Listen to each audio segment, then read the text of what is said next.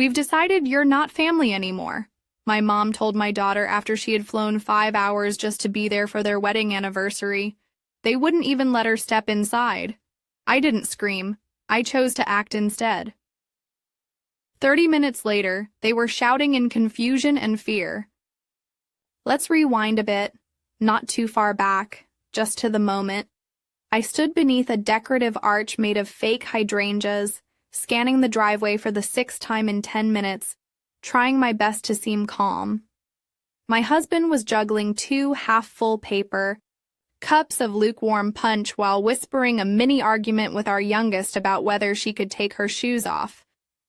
My son, meanwhile, leaned against a folding chair in that pre-teen way that said, "I'm not really with these people."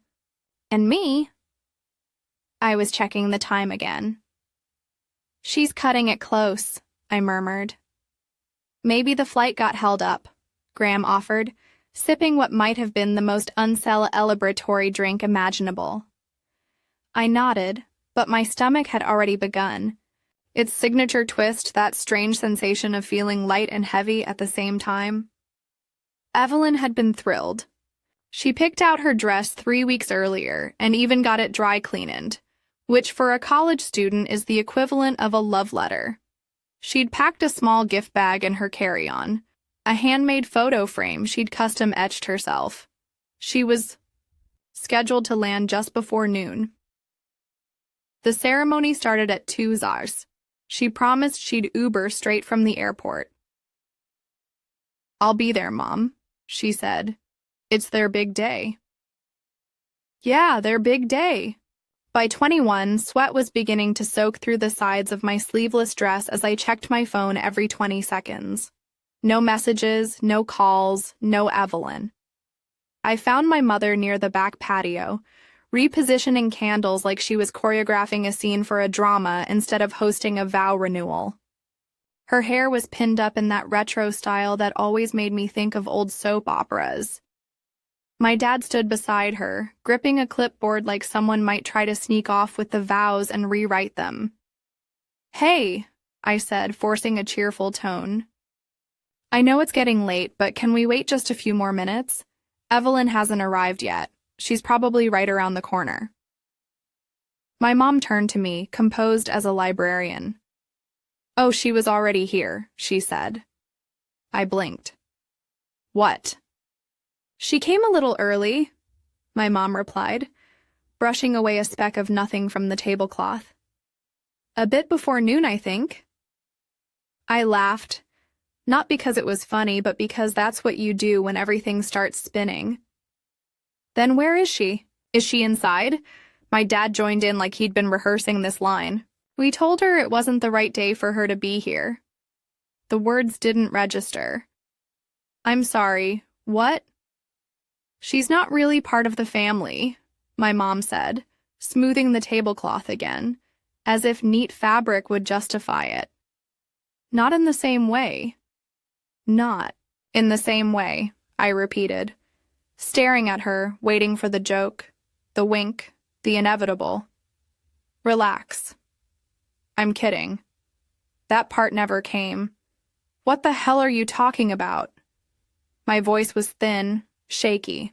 "She understood," my dad said, crossing his arms like that made it final. "She didn't argue. She was very respectful." Of course she was. Evelyn had always been too respectful, too composed, too careful not to make anyone else uncomfortable, even when she was the one being shattered. I couldn't feel my legs anymore. "You turned her away," I said, barely able to get the words out. "She flew 5 hours, paid for the ticket on her own, skipped her roommate's birthday just to be here." "And you?"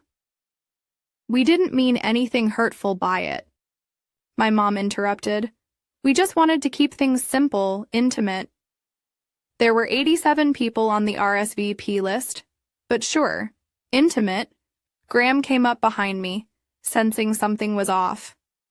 I turned to him, then to my kids, then back to my parents. I didn't yell, I didn't cry, but something snapped inside me like the thinnest wire finally giving up. We're leaving, I said. What? My mom's eyes widened. Mara, don't be dramatic. I didn't answer. I just bent down and told the kids to grab their things. Graham caught on immediately. He dumped the punch, took the bags, and nodded. We walked out in silence. I didn't look back. Outside, the air felt like a punishment. Hot, sticky, unforgiving. My hands shook as I tried Evelyn again, straight to voicemail. I tried texting nothing. Then I just stood by the car, gripping the phone like it might give me a reason. Graham opened the passenger door for the kids, then came to stand beside me. She'll call. He said he didn't need to because 5 minutes later I got a message, just a simple, "Are you free now?" I called her back immediately. She answered after 2 rings.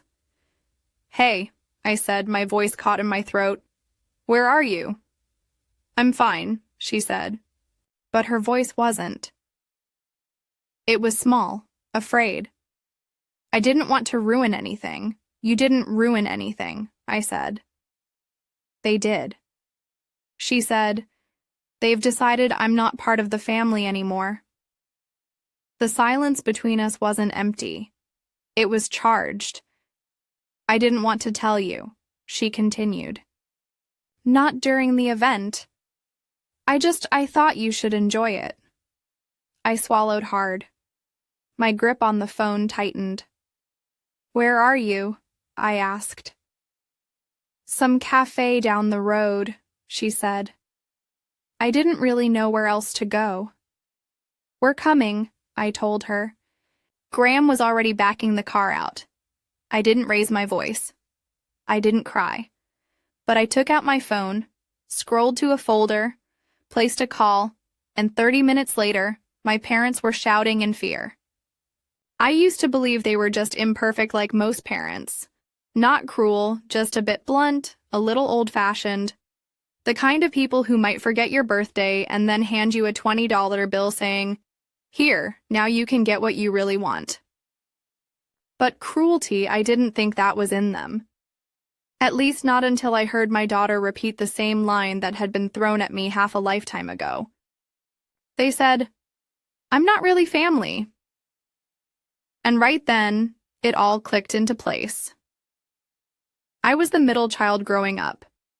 You know the type. Old enough to be blamed, not old enough to be taken seriously, too young for real responsibility, too old to be the adorable one.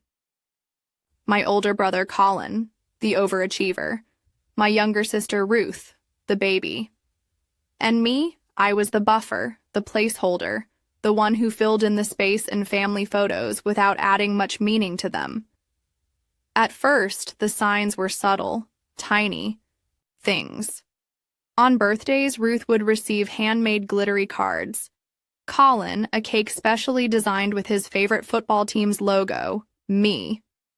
I once got a plain sheet cake from the grocery store with the wrong name on it. And when I pointed it out, "Omar, it's just cake. Don't be difficult." That line would become a refrain. But it was never just about the cake.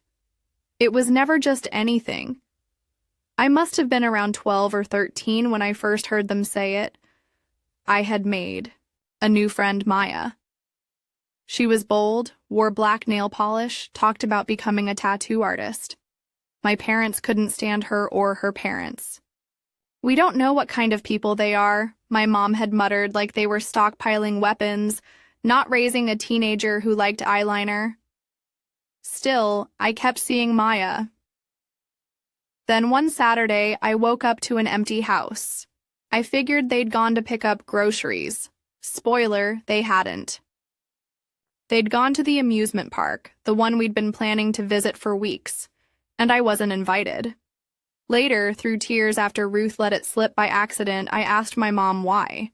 She laughed and said, "We just didn't feel like you were really part of the family that day." And everyone chuckled, even Ruth, even Colin, because apparently it was just a joke. That evening, I sat at the dinner table with puffy eyes and a plate of leftover hot dogs. I asked her if she meant what she said. "Oh, Moira, of course not," she replied. "But honestly, if you're going to make this big a deal over a harmless joke, maybe you need to think about your behavior." She told me I had embarrassed myself, that I should reflect on how I made them feel. So, I apologized. And for years, I truly believed I had overreacted, that maybe I had earned it. Years later, I met my first husband when I was 22. His name was Aaron.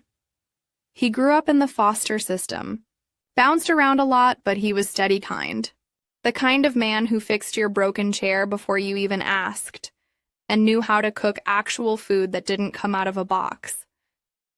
My parents hated him. "Where's his family?" My dad had asked over dinner the first time we brought Aaron home. "He doesn't have any," I said. My mom tilted her head like a curious bird. "That's so sad." Sad to them meant suspicious. They never said it outright, but it was clear they didn't think he belonged. He wasn't our kind. He was soft-spoken, worked with his hands, and didn't have a degree from a shiny school. What he did have was heart, which apparently wasn't enough when we got married. My mom said, "Just promise me one thing. You won't expect us to pretend this is a good idea." I said nothing. Mostly because I had no idea how to answer that without flipping a table. They did come to the wedding, but they brought energy like they were attending a funeral when Evelyn was born. Everything softened for me anyway. For them, not so much. He looked like Aaron, big brown eyes, expressive eyebrows, quiet, curiosity. She didn't cry much, as a baby didn't demand anything, just watched thoughtful from day one. My parents kept her at arm's length. They didn't say it, they didn't have to. One Christmas, they brought all the grandkids personalized ornaments. Evelyn's was generic, store-bought with G in block letters. Not her name, just Joy. My mom actually said, well, we weren't sure what she was into. She was 4. What she was into was stickers and grilled cheese, but okay. I tried talking to them about it once. My mom told me not to read into everything my dad said. I was always trying to find fault. Eventually, I stopped asking years later. Aaron and I divorced. It wasn't dramatic. We just changed. He moved to a different city. Still visits Evelyn regularly. We co-parent. Well, better than some couples. I know who are still married. My parents, you'd think they'd won a war. Well, my mom had said, sipping her tea. I suppose we all make mistakes, but you've really grown from it. Then I met Graham, my now husband. Steady, funny, middle class, from the right kind of town. Went to college, wears polos unironically. My parents loved him on sight. "We're so proud of you," my dad had said at dinner one night. "You really turned your life around." I almost spit out my drink. Turned my life around like Evelyn was part of. A detour. I wasn't supposed to take it. Became clear with time. Evelyn's half-siblings got real attention, real gifts, real warmth. She got polite smiles and last-minute invites. Sometimes I caught her noticing, but she never said anything. She just folded her feelings neatly and put them on a shelf somewhere. Ruth, my sister, started to change once she had kids of her own. She started noticing things the way our parents always leaned on me, always dismissed me. She apologized quietly. She started calling me more, inviting me to things, offering babysitting. Help without waiting for me to ask. "It wasn't fair," she said. "Once the way they treated you growing up, I see it now." We didn't talk about it constantly, but I knew she saw it. That meant something. Colin, on the other hand, still the golden boy. He worked in finance, married someone who referred to herself as classy in her wedding vows, and sided with our parents on everything. "They're old," he said once. "Just let them be who they are. And maybe next time I'll let a raccoon live in my car because it's cold out." When my parents announced they were renewing their vows for their anniversary, all 3 siblings were asked to contribute. Equally, I paid my share, sent in photos for the slideshow, help with the playlist. Evelyn was included in the group email. She was excited. I let myself believe it might be different this time. They were older now, maybe softer, maybe ready to see the difference between parenting and punishment. Maybe they treat all the grandkids the same. Maybe. And then they turned her away when I called Ruth from the car. She sounded winded. "Wait, she was there. They told me she couldn't make it." "They lied," I said. Ruth was quiet for a second. Then Moira. That's disgusting. They told her she wasn't family. She said it to me word for word." Ruth exhaled, slowly. "I don't even know what to say." "You don't have to," I said. "I just needed you to know." She didn't respond right away. When she did, her voice was low. "Let me talk to James. We'll figure something out." I hung up and stared out the windshield, because that's when it hit me. This wasn't a new betrayal, it was a rerun. And this time, I wasn't the one apologizing. I didn't speak the entire car ride, neither did Graham. The kids sat quietly in the back seat watching something on a tablet with the volume too low to hear. It was eerie, the silence like the calm. After a building collapses, you're not sure what just happened, but you know, nothing looks the same. I had walked out of my parents' wedding anniversary correction. We had as a family in front of 80 people, give or take, a few old coworkers and ex-neighbors. We stood up, collected our things, and left without looking back. I kept asking myself the same question. What have I done? And the answer kept changing. At first, you abandoned your parents' big day. Then no, you made a point. Then again, what kind of daughter does that? And finally, one who has a daughter of her own. When we got to the cafe, Evelyn was sitting by the window, hands wrapped around a mug of something that had probably gone cold. She looked up, blinked, and stood slowly like she wasn't sure we were real. Her eyes were red but dry. "Hi," she said, like she hadn't just been shut out of her grandparents' lives. I hugged her before I could stop myself. Not the polite kind either. I crushed her and she didn't pull away. We ordered fries, a few drinks. Nobody ate. I don't know how long we sat like that before my phone buzzed. I didn't even check the screen. I just knew. "Who is it?" Graham asked gently. "My brother," I said. "Here we go." I picked up. "What the hell?" Moira, hi. "Colin, you just left at Mom and Dad's anniversary. Are you completely out of your mind?" Evelyn was turned away at the door. "She's being dramatic. You know how she is." "No, Colin, I know how they are." He scoffed so loud. I had to pull the phone away from my ear. "This is insane. You are blowing up decades of family tradition over some misunderstanding. She flew 5 hours. They told her she wasn't family." Colin kept going. "Do you have any idea what you've done to Mom, to Dad? They're devastated. They were in tears." Good. That stunned him into silence. "Then you've lost your mind. You're trying to ruin this family." "Colin," I said calmly, "if one person ruins your big day, it wasn't a big day. It was a performance." I hung up, mid-rant. My hand was shaking. Evelyn reached over and placed her fingers gently on mine. Just a light tap. I looked at her. She didn't say anything buzz this time. It was Mom. Graham reached for the phone.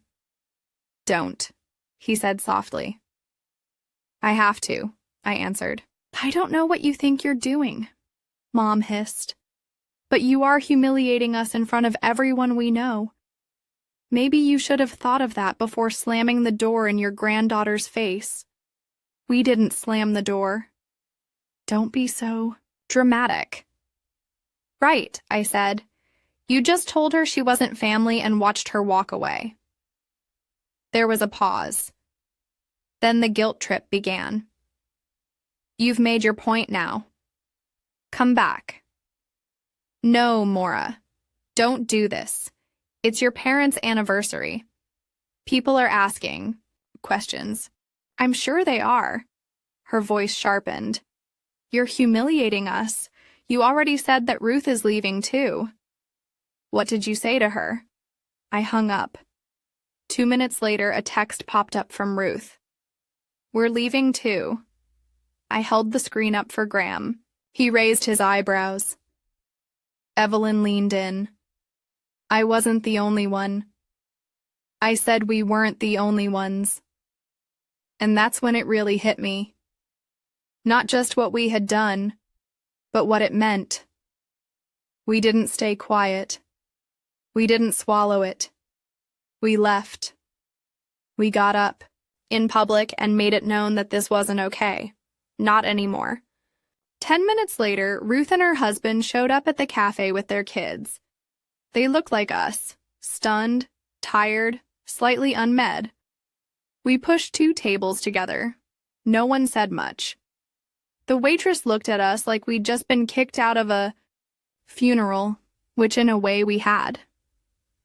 I watched Evelyn hand her little cousin a napkin to wipe ketchup from his chin. Come present. The kind of big sister I never got to be. "She's handling this better than I ever did," I muttered.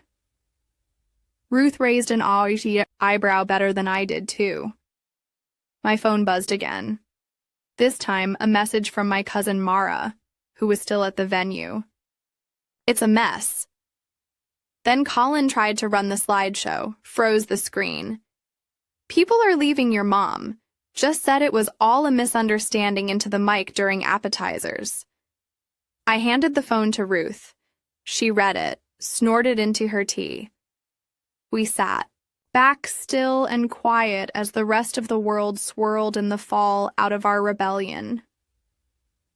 "I keep waiting for someone to fix it," Ruth said quietly. I looked at her. "We're the ones who always fix it." She nodded. And we didn't. This time I leaned back and stared out the window. A breeze ruffled the edge of the cafe awning. A couple walked past holding hands, laughing at something private and irrelevant. We didn't ruin their big day. "Ruin it," I said almost to myself. They did. I got another update later that night. They still went through with the vow renewal. Some people stayed, mostly the ones who were too polite to leave or too invested in the open bar.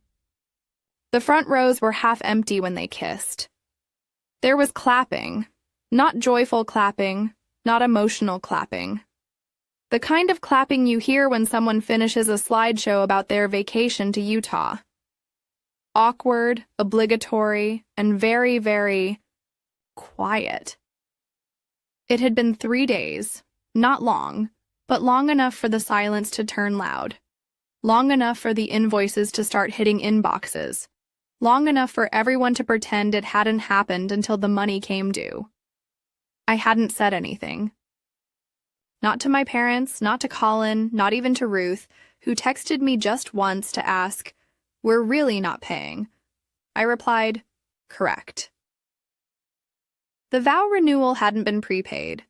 Just parts of it my parents had insisted on doing it right this time, which apparently meant a champagne wall, A roaming violinist and a wedding planner who used the phrase statement florals without irony. We were each meant to cover a third me, Ruth, and Colin. Now the math had shifted, and Colin was about to notice the voicemail came at 7:42 a.m. I hadn't even had coffee yet. Moira, what the hell is this? You seriously think you're going to just skip out on the bill? We made a family agreement. You don't get to throw a tantrum and walk out of Mom and Dad's big day and then stick me with the damn invoices. He paused, then added, Grow up. I played it twice just to let it sink in. Then I muted my phone and flipped a pancake. Evelyn wanted pancakes this morning. She was still staying with us. Her flight back was tomorrow, so I asked my professor for an extension. She told me earlier, told him I needed to be with family. He said, Sounds important. It was by mid-afternoon. The panic showed up in person. My parents knocked on my door like they were selling Tupperware. My mom had something in her hand, maybe a folder, maybe a peace offering. My dad looked tense but dressed for dignity. He always wore a blazer when he wanted to seem reasonable. Graham offered to get the door. I waved him off. Nope. Mine to handle. I opened it. We thought we'd stop by for a quick chat, my mom said sweetly, just to clear the air. My dad nodded, especially with Evelyn. We think she may have misunderstood. Oh, I bet she did. They asked if they could speak to her alone. I called her down from upstairs. She appeared calm, arms crossed, expression unreadable. She looked at me. Only if you want, I said. She nodded once. Sure. I stepped into the kitchen but stayed close. Not eavesdropping, just protective. They started soft. They always did.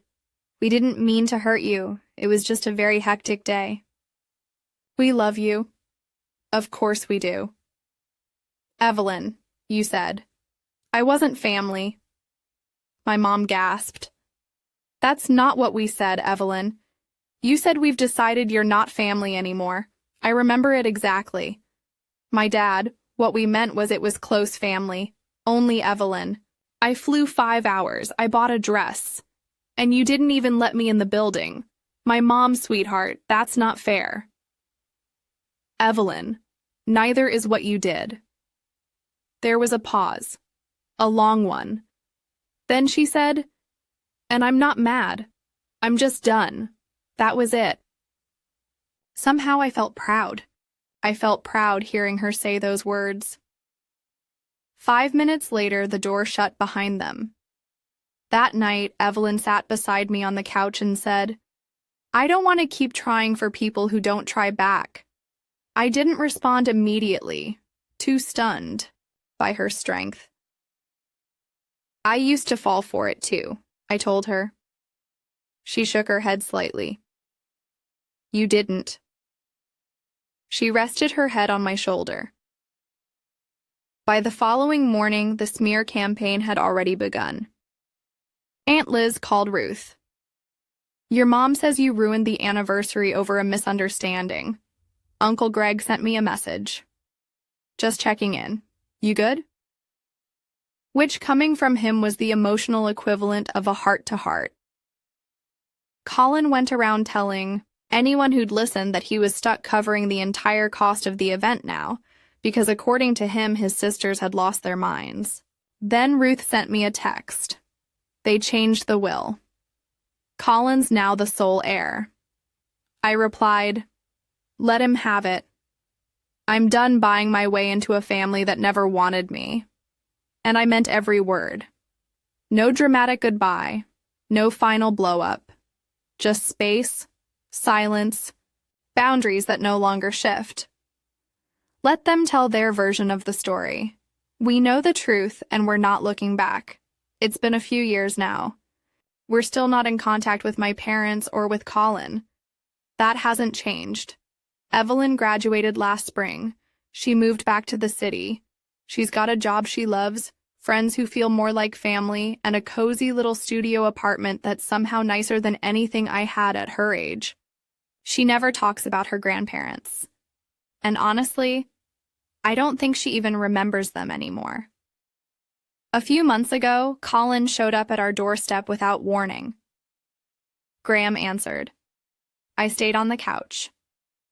Colin looked exhausted more than just physically. He asked whether we were planning to resume helping Mom and Dad. Apparently, the retirement villa, the travel club, the imported furniture, none of it came cheap. And ever since we stopped supporting them, he'd been covering all the bills himself, willingly. Of course, they'd promised him everything. The house, the savings, the legacy. Only there was nothing to inherit. Turns out they'd been overspending for decades. Their net worth, negative. The house mortgaged to the max. The inheritance just a fantasy, dressed in velvet curtains and accessorized with a wine fridge. They lied to him, too. He left in a rage after an argument I didn't witness and don't intend to ask about. Last I heard, he cut them off as well.